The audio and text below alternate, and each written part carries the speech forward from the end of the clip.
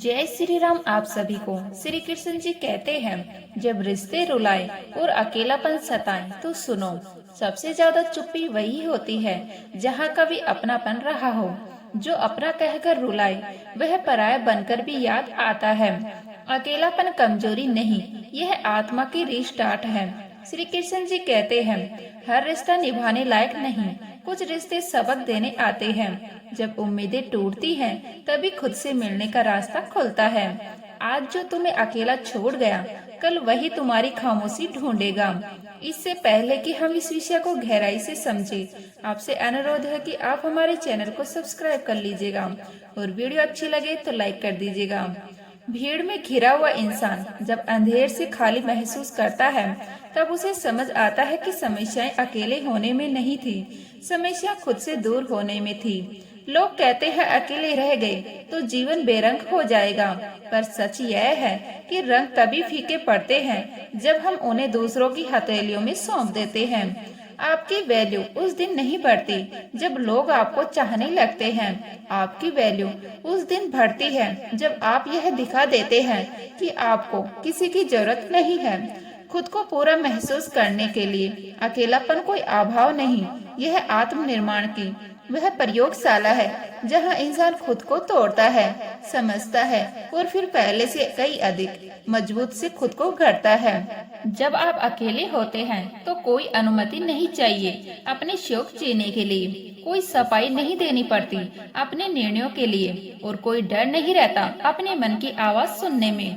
यही वह समय होता है जब आप सीखते हैं कि चुप्पी भी एक भाषा है और खुद से बातें करना कमजोरी नहीं, परिपक्वता की निशानी है। शुरुआत में अकेलापन चुभता है, रातें लंबी लगती है, सवाल ज्यादा हो जाते हैं, पर वही सवाल धीरे धीरे आपके सबसे ईमानदार उत्तर बन जाते हैं। यह समझना बहुत जरूरी है कि अकेले रहना एक शारीरिक अवस्था है और अकेलापन महसूस करना एक मानसिक स्थिति।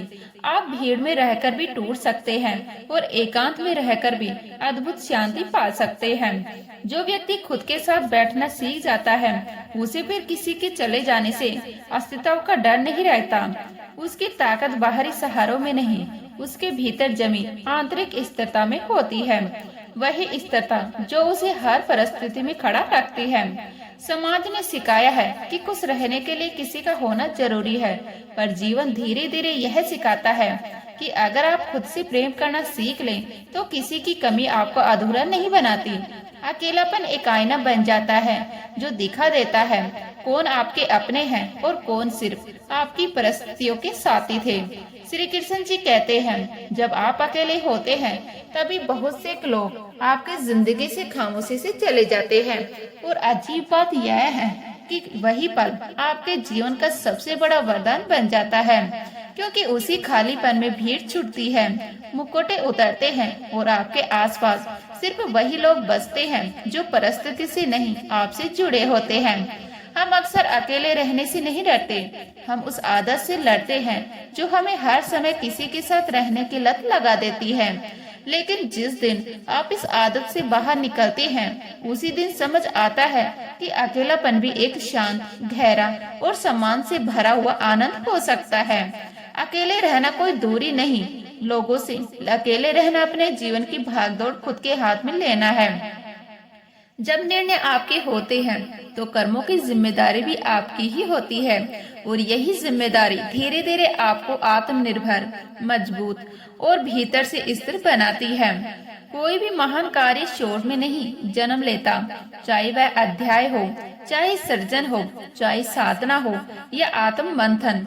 इन सबको एकांत चाहिए, मौन चाहिए और मन की शांति चाहिए। यही कारण है कि इतिहास में हर बड़ा विचार अकेले में ही परिपक्व हुआ है।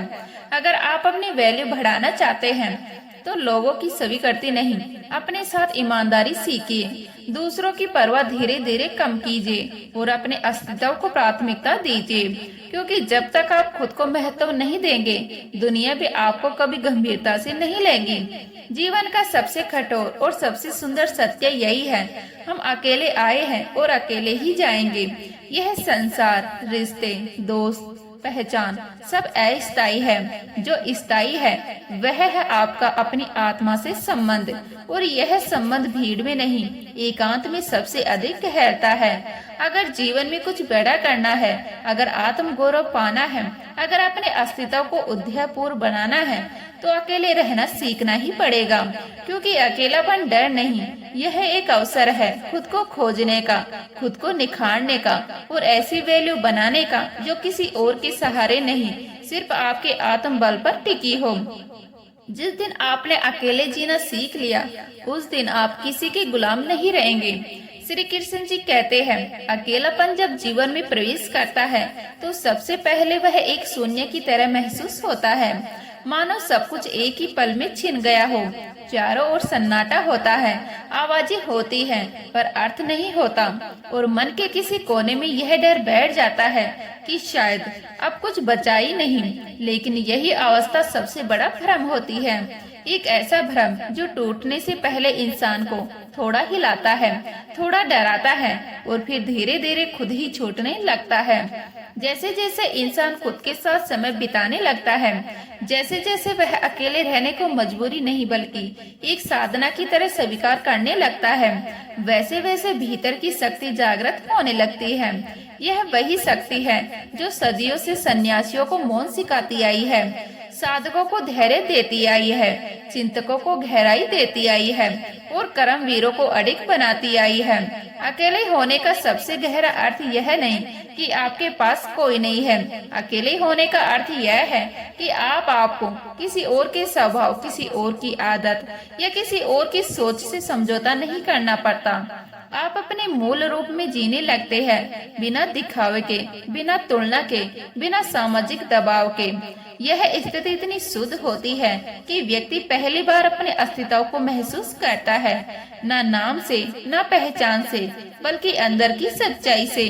अकेले रहकर जो सबसे पहला वरदान मिलता है वह है आत्म अवलोकन। दिन भर की दौड़, दुनिया की चहल पहल, रिश्तों की उलझन जब शांत होने लगती है तब मन अपने भीतर उतरने लगता है, और यहीं से आत्मज्ञान का वह रास्ता खुलता है जिस पर बहुत कम लोग चलने का साहस करते हैं। अक्सर देखा गया है कि जो लोग अकेले रहना जानते हैं वो अधिक रचनात्मक होते हैं, क्योंकि उनकी ऊर्जा बिखरती नहीं, केंद्रित रहती है, उनकी सोच दिशा पाती है, उनका समय अर्थ पाता है, और वहीं से जन्म लेती है रचनात्मक नवाचार और गहरी समझ। इतिहास इसका साक्षी है। महान कलाकार, लेखक, दार्शनिक, वैज्ञानिक सभी ने अपने सबसे बड़े विचार अकेले रहकर ही गढ़े हैं। न्यूटन को गुरुत्वाकर्षण का नियम भीड़ में नहीं, एकांत में समझ आया। बुद्ध को निर्वाण शोर में नहीं, मौन में मिला।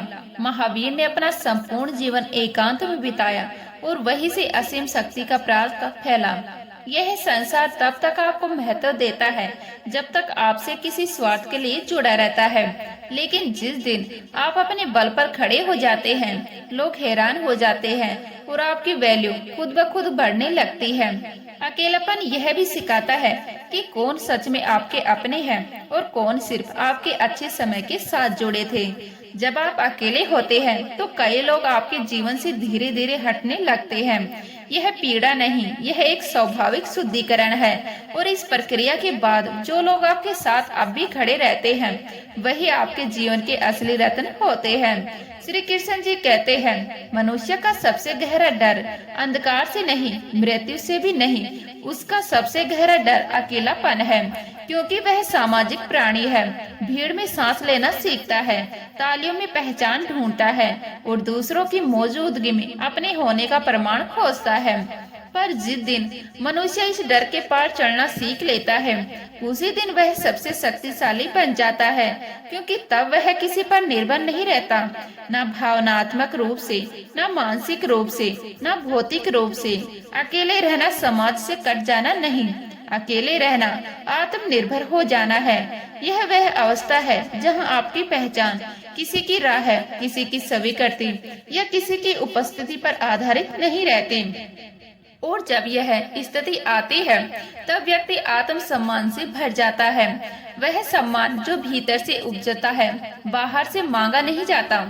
अकेलापन मनुष्य को सहनशील बनाता है। जब कोई आपका हाथ पकड़ने नहीं आता तब आप खुद को संभालना सीखते हैं, और यह सीख किसी किताब में नहीं मिलती, यह केवल अनुभव से आती है। और यही अनुभव धीरे धीरे आपको महानता की ओर ले जाता है। एक समय ऐसा आता है जब आप अकेले रहना पसंद करने लगते हैं। यह कोई दुख नहीं होता, यह एक गहरा सुख होता है। वह सुख जो भीड़ में नहीं मिलता, वह सुख जो शोर में मर जाता है, वह सुख जो केवल मौन में जीवित रहता है।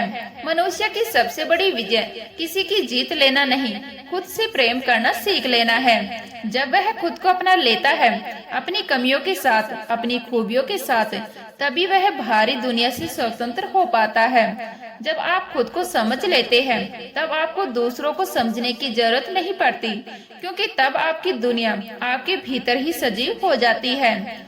अकेले रहना आत्मबल को मजबूत करता है। व्यक्ति मानसिक रूप से अधिक स्थिर होता है, उसके निर्णय और स्पष्ट हो जाते हैं, क्योंकि अब उन पर किसी बाहरी हस्तक्षेप की छाया नहीं होती। जो व्यक्ति अकेले रहकर खुश रहना सीख जाता है, वह संसार के किसी भी कोने में जाकर सफल हो जाता है, क्योंकि उसके पास वह आधार होता है जो किसी और से नहीं, सिर्फ खुद से आता है। कई बार अकेलापन इंसान को तोड़ता है, बल्कि उसे एक नई दिशा देता है। जब सारे बारे रास्ते बंद हो जाते हैं तब एक नया रास्ता भीतर से निकलता है, और वही रास्ता आत्म विकास का रास्ता होता है। अकेलापन यह सिखाता है कि असली जीवन वह नहीं जो बाहर दिखाई देता है, असली जीवन वह है जो भीतर घटित होता है। इस अवस्था में व्यक्ति साक्षी भाव में आ जाता है। वह अपने जीवन को एक दर्शक की तरह देखने लगता है। अब उसे हर बात पर प्रतिक्रिया नहीं करनी होती, वह बस अनुभव करता है, समझता है और सीखता है। ऐसे व्यक्ति का पूरा जीवन एक ध्यान की तरह हो जाता है, जहाँ हर क्रिया में शांति झलकती है, हर निर्णय में सच्चाई होती है और हर कदम में संतुलन।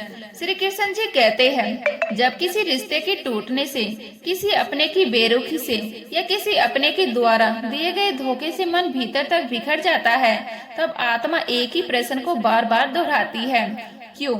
और इस क्यों का उत्तर ना मिलना ही सबसे गहरी पीड़ा बन जाता है। पर श्री कृष्ण जी कहते हैं, जब उत्तर ना मिले तब मौन को समझो, क्योंकि मौन कई बार वह कह जाता है जो शब्द कभी कह नहीं पाते।